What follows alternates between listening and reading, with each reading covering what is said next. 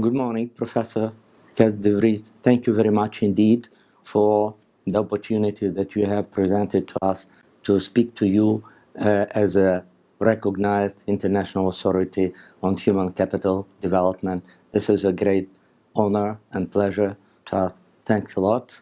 We would like to focus on some aspects of corporate leadership in which you are recognized authority.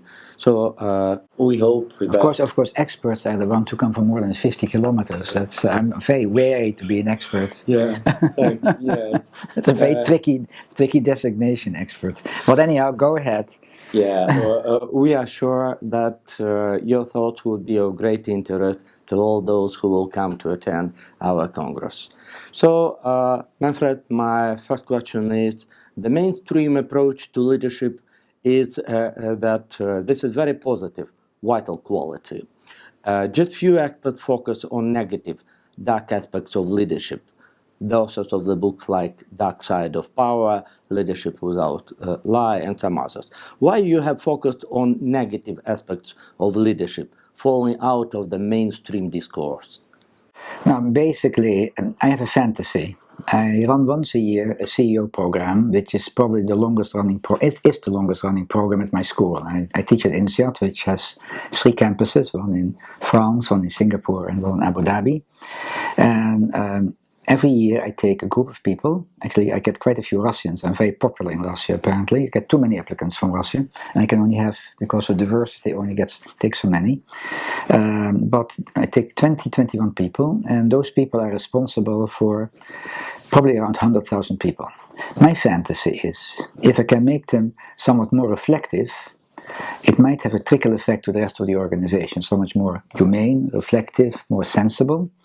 And so that's, which is actually a paradox, because in the beginning, as you said very appropriately, I was the pathologist of organizations. So I wrote horrible books called The Neurotic Organization, Organization on the Couch, Struggling with the Demon.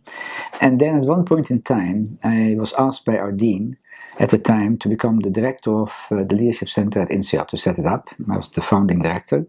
Also, I started a program called Consulting and Coaching for Change, which has 4 sections now, as a master's degree in 2 continents. And I had to focus more on how to make somewhat dysfunctional people more effective. And executives have a number of pitfalls. In the first place, many executives don't know who they are. And as a result, they behave strangely. They don't think, but they act, and sometimes very in a dysfunctional way. Second, many executives suffer from hubris, and you see it particularly in directors. And Russia is no stranger of that. You know, since I was telling you about that I have done quite some work in Malaysia, which has the highest power distance. So, which makes authority relationships quite complicated. Russia is not so bad either in that respect. You also have, as far as leadership style is concerned, you have strong centralization. You have some very strong leaders in the past, starting with maybe Ivan the Terrible and Peter the Great. You know, those kinds of people were certainly not pushovers, and so many of them suffer from hubris, which is a very nice title from the Greek. Actually, I wrote once a book of fairy tales, moral fairy tales. You know, Grimm-like fairy tales, how to live happily ever after, and what's good for the boardroom. The 3rd one actually has to do with many executives don't get the best out of their people. And there's also a concern I have for Russia. I have spent lots of time in Russia. I've been traveling all over, and I've met some very important Russian leaders, and which has to do, how to get the best out of your people, how to really stretch them, and again, how to have people. How to give people more voice. And when you have a very centralized decision-making system, you don't empower people very much. Fourth, there is something to be said about executive teams. Particularly top executive teams don't function very well. And particularly directors groups don't function very well. I've been a member of some boards, and Russian companies. Not in Russian companies, no, not Russian, but other boards. But I don't think they're so much different. The people, there's a lot of theater taking place there, posturing, and which doesn't make for the best decisions. I always say, particularly to be a member of an executive team is very often a natural act, and directors are not very different. And that's actually one thing I pride myself for. I instituted a technology at NCATS, which is now used in all our programs, including our directors program, which is a highly successful program at this point in time, which is team coaching, so that people are able to really talk about substantial things and not just avoid substantial things. The fifth one, of course, is I want to create great places to work, which I call that sometimes in my own narcissism. I coined a term called the authentizotic organization, which means organizations where you feel at your best. And when you have the acid test of great companies is very simple. It's a very simple test. I always say, would you like your friends and your family members to work in a company? And very few people say yes. I would love them to work there. Very wise. And that is, I think, it's a very simple test. So as you said, I had to change from using it at pathological things, what is going wrong, and which is rather depressing. So I was the depressant of organizational theoreticians, to say, okay, we have some decent material. What can we do? Now, sometimes you have a very sick corporate culture. Sometimes you have very disturbed CEOs or the top executive teams. And what can be done, if anything? So, I mean, I have the chair at NCATS of Leadership Development and Organizational Change. And so I like to change organizations for the better, I hope. That's my task in life. And it's very hard work. There's no such thing as instant change, unless you fire everybody, but that's not the answer. So that's where I am. And when I started at NCATS many years ago, I'm now the dinosaur of the place. Everybody, I always made the joke, walked around with the left side of the brain overdeveloped. They're all left-brainers. And that's one other thing about Russia. I mean, you have to realize that soft skills are the hardest skills, to use this kind of paradox. Yes. And great companies, the difference between average companies and great companies has to do with talent and culture management. And I think in Russia, much more work needs to be done to help people in the direction. And it was interesting, I was talking to this director of this Malaysian, you had your role in Malaysia, and she's just appointed, a woman, and she has programs and things like that, and she has elective, which has to do with some soft skills. But the soft skills, I told her, should not be electives. Those are, you can always learn about some legal and all the different things, but the soft skills are the most important skills, to be able to speak truth to power. And in Russia, I think of course, Malaysia is the same thing. It's a high context culture, and they had, the previous prime minister has been kicked out. The old prime minister has come back, an interesting man. I had lunch with him last year. Well, he has not much time. He's 93 years old. So he's in her, and the mess in Malaysia is his cause. He did it because of high concentration of power. So now he's cleaning it up, and so she has a strong responsibility to it. But she doesn't realize is that it's the soft skills which makes the difference between a mediocre company and a great company. So one advice I always give to Russia is, you have, in a way in Russia, you have a number of different kind of executives. You have the ones like you, your age, who went through the difficult periods. So they have a good, strong history, how things were. Then you have the younger generation who has not experienced it, only through hearsay from their parents and from reading about or hearing about it. And then I get more the cosmopolitans very often, meaning, what I mean by that are executives that are in between. They are born here, brought up here, but also they went abroad. Of course, many of the students I have, when you look at the younger ones, have an MBA from NCATS, for example, and then they may have worked for some Western companies for a while. So those are more the cosmopolitan types. And so there's a very interesting potpourri taking place of mindsets. And they are more interested in organic organization. They realize co-creation is more important. High centralization of power doesn't get the best out of people. So you go really from, what I always say, from the CCC, command, control, compartmentalization. And I remember visiting some banks here. Oh my God, some of the old banks. So it was, talk about command, control. And then you have the III, which is much more interaction, innovation, information creation. But you have to fight, and that's the reason I'm a great advocate of team coaching, and to align people. Is you have to fight paranoia. And Russian companies, all companies, by the way, are permeated by fear and anxiety. It's always there because always this authority relationship, consciously or unconsciously, you have that. But how to calm that down? That people. Now, can you have a healthy disrespect for authority figures? Can you talk back to people? Healthy disrespect. And that is not easy. When I see the centralization of power, some oligarchic types, it's very difficult for people to stand up.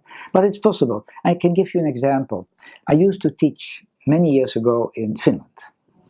And I guess in the Finnish family and at school, when the teacher talked, you kept your mouth shut. You don't say, just listen politely. So I used to be, when Nokia was flying high, I was the icebreaker.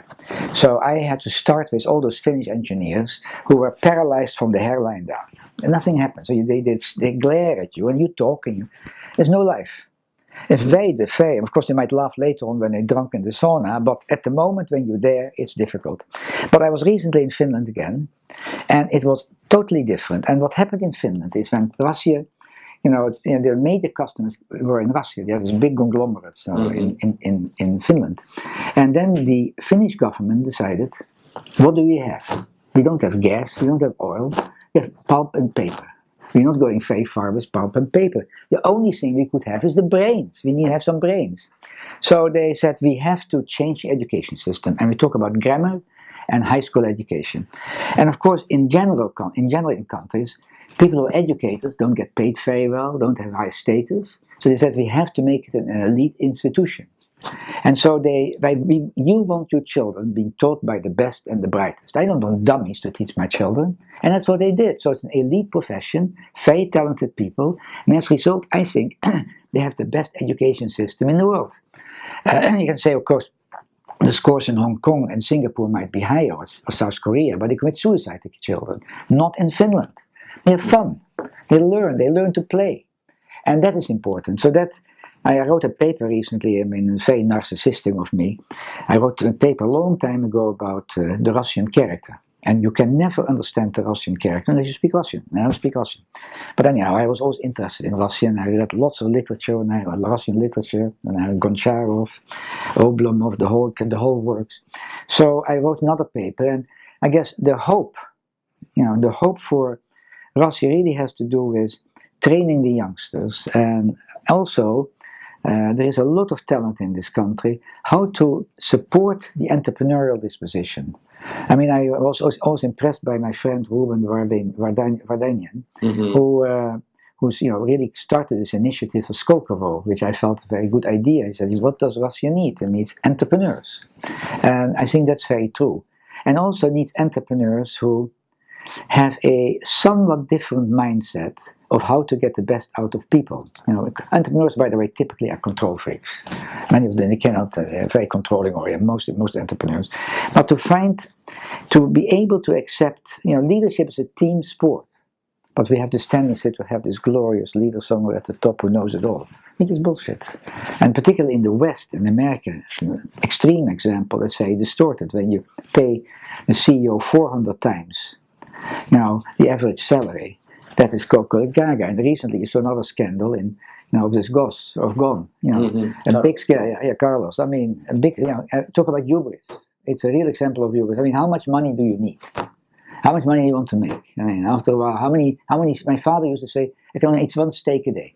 So, so you become very greedy. My house is bigger than your house, and my car is bigger, and that's a problem. It's also a problem in Russia, where after the fall of communism, I see, you have an enormous rise of materialism. So there's a lot, when you go to the shops here, there's a lot of bling bling about different marks, and you need, the question is, do you get satisfaction out of that, or do you get satisfaction of giving things back, to people? That's what I admire. That's what I admire, by the way, about Ruben. That he said, although he became very wealthy, he said, listen, this money is not for my children. I'm trying to change society. I'm trying to help society, try to make it a better society. And it's good for your health when you give things back, in general. Too greedy people die very lonely, I can tell you that. Anyhow, I'm blabbering on here quite a bit. But your question was a good one. the shift from my being a pathologist, probably it had to do partially with my training. You know, I combine two fields. I'm a psychoanalyst. I call it the dismal science, the impossible profession. That's Freud's. And then I'm also an economist and a management professor. So in the beginning, when I was being trained as a psychoanalyst, you start to look at pathology. You start to look at symptoms, what is can be going wrong, and but the real challenge is, and that's what I try to do. And I'm modest about it. I heard you had some great speakers here, Tony Robbins, who believes in instant cure. That's not the way the world works. I mean, hallelujah is not hallelujah and I'm changed. Doesn't have its hard work change. That's my experience. People, like my program for CEOs is 4 weeks, over a year. They learn something, they practice it, and they, in stressful situations, they fall back into their bad habits.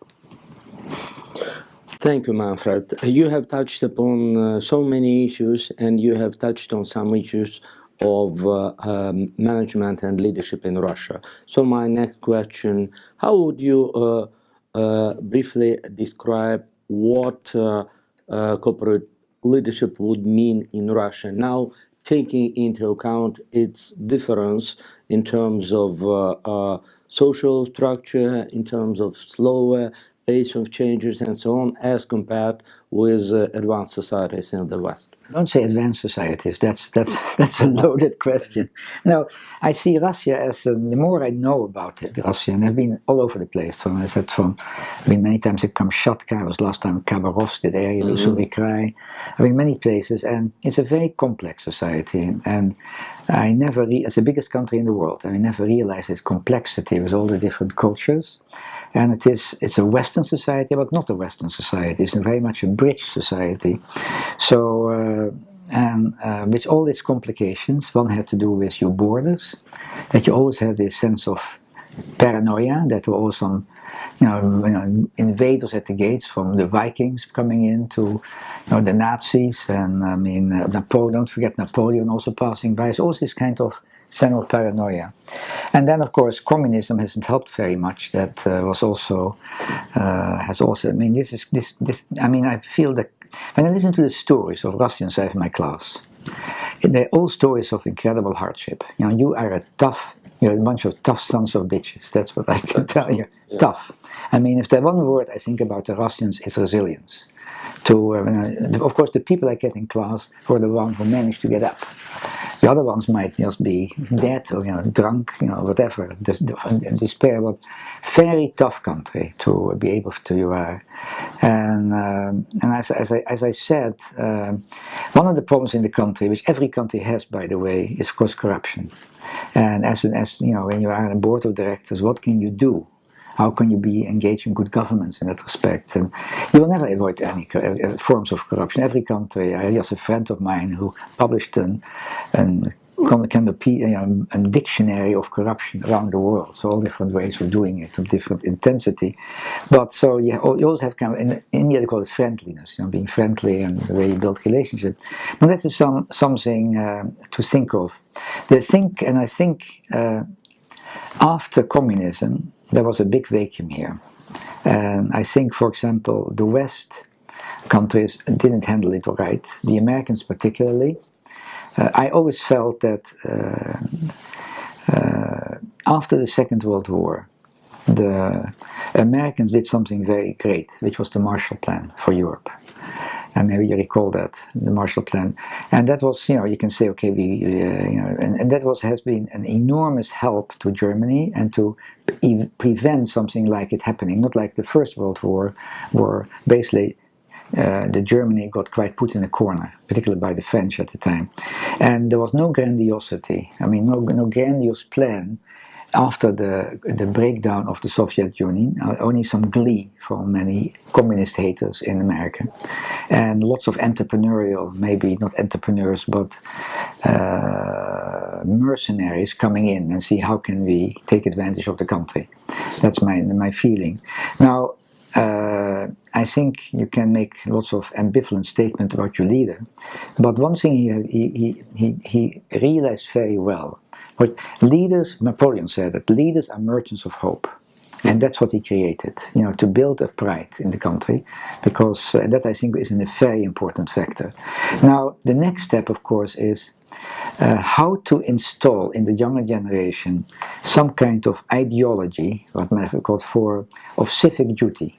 I think that's important. I think Macron in France, I'm not French, I'm just an alien everywhere I am, but Macron is now trying to introduce civil service. Of course you had civil service in the form of military, but that's not always the best way, but doing something for society to instill that. And that would be actually something to go beyond just materialism. It's very short-term oriented. And I think, and of course, it's a little bit a deviation from your questions about corporate directors.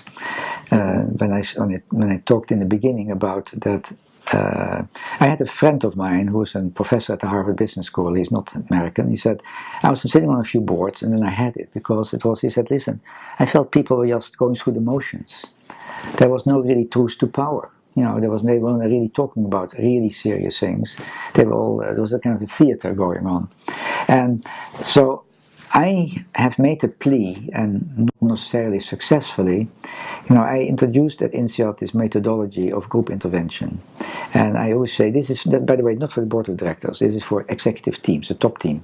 So give me a dysfunctional executive team, not too crazy. I've had some very few crazy ones, but somewhat crazy. And I can make something out of it in a few days. And I think when I listen to this lady who's the director of the Institute of Directors in Malaysia and see that the soft skills are electives, I said, you're out of your mind. Those are the most important skills. Everybody can teach about certain legal things of corporate governance. But the soft skills, which is very experiential, that should be a required part of the curriculum. That people get a sense what really is going on. Because many companies fail because the board of directors doesn't do their job well. I mean, look at this whole bullshit, sorry my term, about GOS. Gone. I mean, I was gone. I mean, now they're making a lot of noise in Japan about that is. Of course, they knew everything, but they didn't speak up. They didn't speak their mind. They didn't know what was going on. That he was, and we're not sure yet his allegations, but that he was using money for private purposes, for buying houses all over the place, etc. And but why didn't they act? What was going on? What were the group dynamics? So it's very quick. My advice in general is that if you have a board of directors, it would not be a bad idea to make an investment up front of a few days in which you really discuss the issues, what really matter, and really start to understand the way each other function. And that's what I did. For example, I ran a program for a long time for the McKinsey directors, that they really would have a robust discussions. And also get a sense of how to assess talent and things like that, and see and using their intuition in a much better way than is the case. And that's not at the moment the case. So that is a general recommendation. Now at INSEAD we have at least included in the directors program a number of days of quote-unquote coaching. We do a simulation. I think one of my colleagues who's Russian, Stanislas Shetcher, is quite involved. So there's a simulation. Yeah, you know him. Yeah. I brought him into INSEAD actually. I'm the one. I brought a Russian into INSEAD. I mean, that's my responsibility. So we can now do programs in Russian actually at INSEAD. We have enough Russian speaker faculty members. But so he also has now in the program is coaching. And that I think is, as I said before, there has been a focus in the beginning of a society. It's a carrot-stick approach. You do something, I give you a carrot, otherwise you get hit. Now, when it becomes more subtle, it's what kind of subtle motivators can I use to get the best out of people? Because you have different motivators than I. We don't think alike. We have the fantasy that we think alike. We don't. And you have to understand those reasons. And that's what I did with McKinsey. That was a voluntary program which I ran for many years. So how to make the McKinsey people more emotionally intelligent. And that I think is a very important factor. And if I would, without knowing any of your programs, make one recommendation, you may already be doing it, but that should be an important part of it. Also, the ability to assess not only the members of the executive team, but also who they have underneath them. Is there a good succession process going on? What can you say about the human capital in the organization? Because that's the big source. It's not just, I mean, you can make money for the short run. It's not so difficult. Just push out, no R&D and things like that. You can do a lot of interesting data manipulation. But what is really going on? That is, and for that you need some understanding of the subtle signals. Okay, so you have traveled to Russia a lot. You have contacted a lot of Russian businessmen, and you have had many Russian trainees at NCATS. So They're not really trainees. I mean, they're running companies, serious companies. They're not like that's right. they're CEOs. So coming back to Russia's situation, how it is. So and speaking of corporate governance is a collective exercise. But we know, and you have mentioned that the style of management and governance in Russian companies is very authoritarian. How Russian controlling shareholders, how Russian execs, how Russian board members can transform corporate, how can they build a really effective corporate governance system in their companies? What do you think? And they have to hire me, obviously. That's step number one. I don't have time. Yeah, and what do you think should be the other steps? No, I think in the first place they have to assess how well the executive team functions, and and that is not so easy to, because as I said, they will go through a theater, and you have to see what's theater, what's real. So I would make an investment in the executive team. That's what, I was doing a work with a media company, a very large media company. I was lucky that I know the CEO, not the CEO, he's the executive chairman, who's even a major shareholder, and he asked me to do it. And I brought the head of leadership development at the time from McKinsey along. And so I want to show him how you really get robust discussions. So after 3 days together, he said, and now we can talk about strategy. And what I mean that, so we had an investment. What I usually do is, and I'm going to talk about tomorrow when I give the speech for Synergy. I mean, how much can you say, an hour and a half? Not that much, but I have a special, as I said, a special technique for group intervention. I've trained thousands of people in it, but it's not very sophisticated, but it is a way of, for example, when I would have a group of people for directors from McKinsey, and one comes from, I don't know, so what I do is, in the first place, I want to have an idea how they are perceived. So I use 720 feedback. That means not 360, as many companies maybe do now. So I think one should really make sure that you have in the companies a 360 feedback system, because you get an idea about the problem sign. Also, you get the idea of some very unpleasant people in the organization, because they also become ciphered out. You don't, and particularly when you have psychopathic individuals, they're very good at managing upward. They're very seductive. The one who notices it are the people below them. What's going on there? So I would, and then I also, what I don't just do 360, because I've seen too many executives say, my boss is an idiot, my colleagues are idiots, my direct reports are idiots. But when your grown-up daughter tells you, Pa is an idiot, that might create, Pa's don't like that. That creates a tipping point. So anyhow, what I do is, it makes them a little bit, you marinate them. And I would ask you, Igor, tell me something about yourself. What kind of, what is important for you, what's not important? And have a discussion. I ask you some difficult questions, and while the other people are sitting there. So it's my challenge. Also, you have just gotten a 720 feedback, so you might be lucky. And of course it depends on the culture. I remember once I had a person from the Ural who had a perfect score. So I went to IT and said, this is impossible. He said, no, it's not impossible. Very simple. What he did was, it's all online. He had it all printed out, put people's name on it, and gave it to them. And they, and of course they were not stupid. So I laughed at this guy and said, you're out of your mind. This is not. But anyhow, and so you have to take some in consideration the cross-cultural context, because I remember when I started with 360 at NCATS many years ago, it was okay in Sweden, in Holland, in England maybe, but then I had France. In France, a CEO is a PDG, President Director General, and he doesn't It only gives feedback down. Nobody should give feedback up. So people have to be trained to be able to be willing to give feedback because they're scared.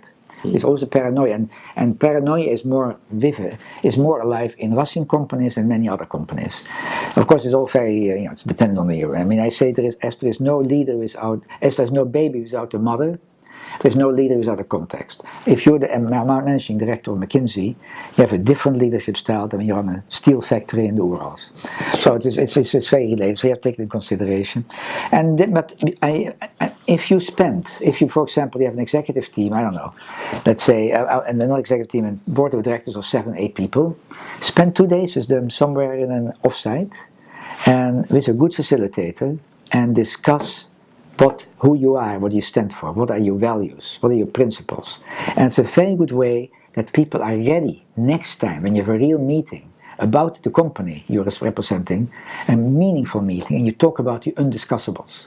And you prevent drama, because because directors have the tendency to wait too long before they jump in, because they have been on the board. You mean board members? Board members. Mm-hmm. They wait too long because they have been directors themselves. So they bend over backward. They also very often might be even friends, if you're not, And so it becomes, by the time they do something, it's too late.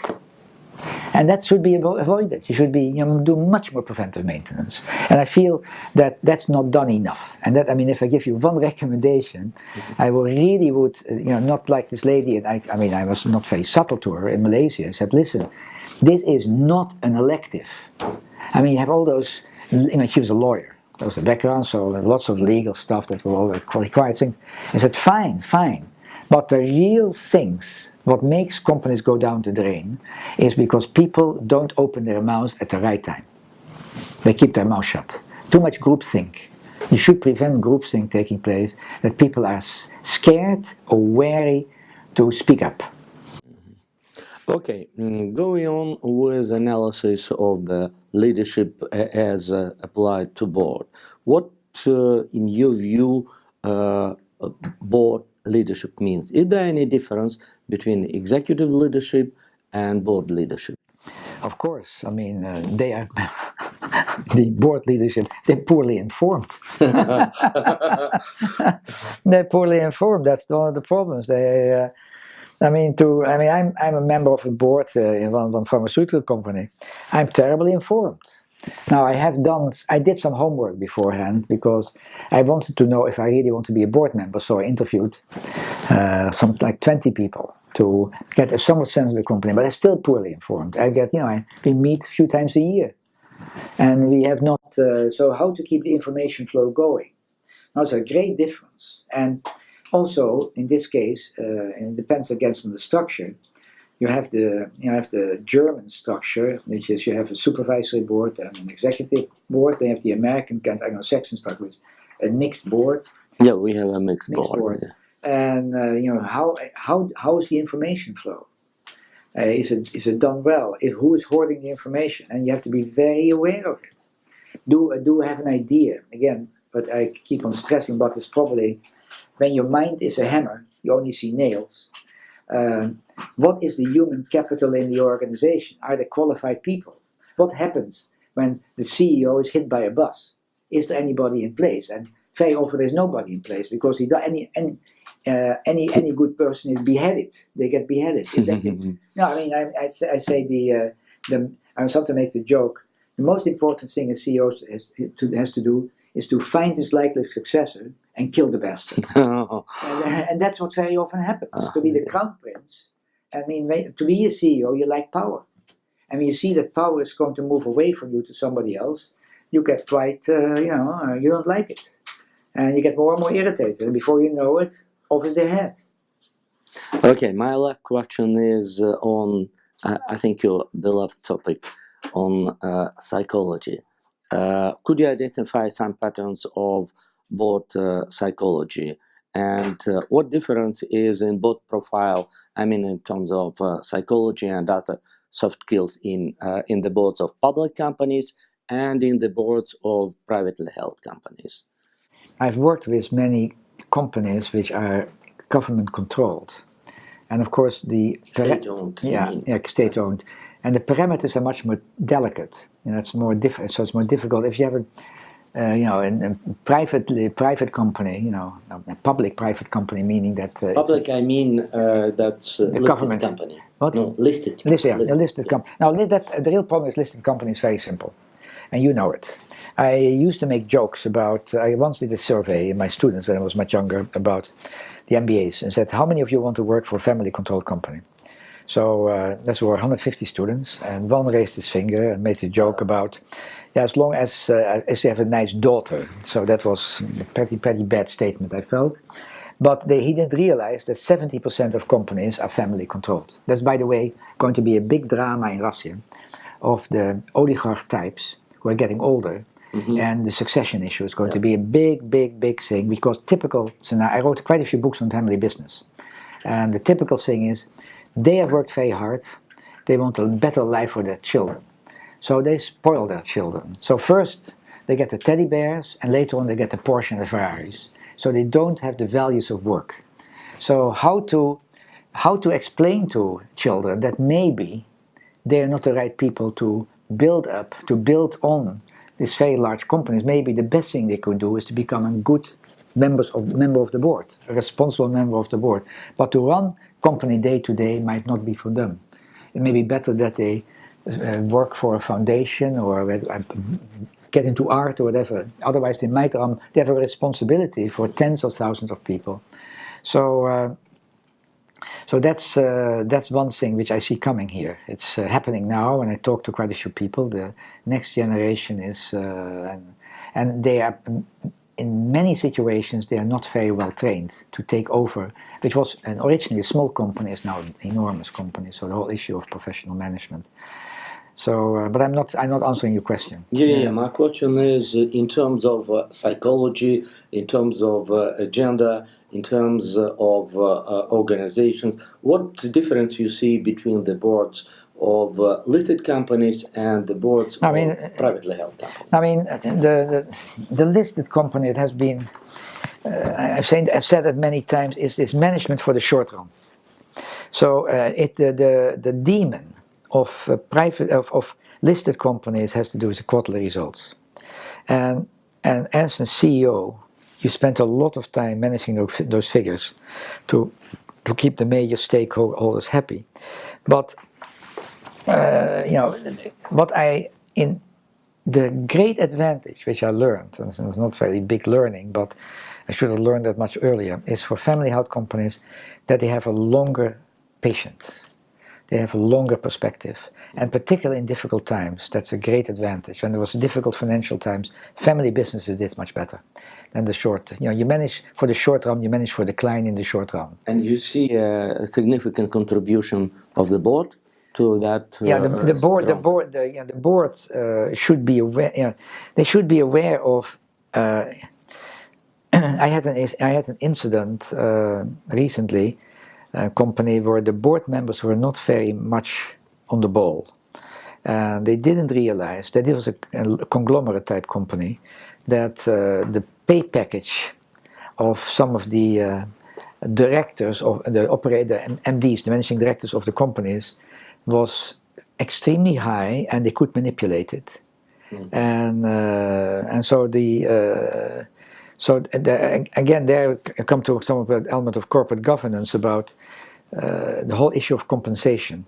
And unfortunately, there has been a compensation inflation, which is a combination of the board of directors and compensation consultants. Because the compensation consultants, that we have a candidate and headhunters, and so they all get paid by percentages, so they have a vested interest. Mm-hmm. So we have this candidate, and he's quite good, so you have to put in the top quartile. So you get all the time people in the top quartile, otherwise you lose him. And the top quartile. My comment has made, and I've written on that, is that all this money given to those people is wasted. I mean, there's of course the comparison basis with other companies, but the people you select they already have this personal psychological motivation. They'll work hard anyhow. And if it's only driven by money, maybe you don't want to have this person.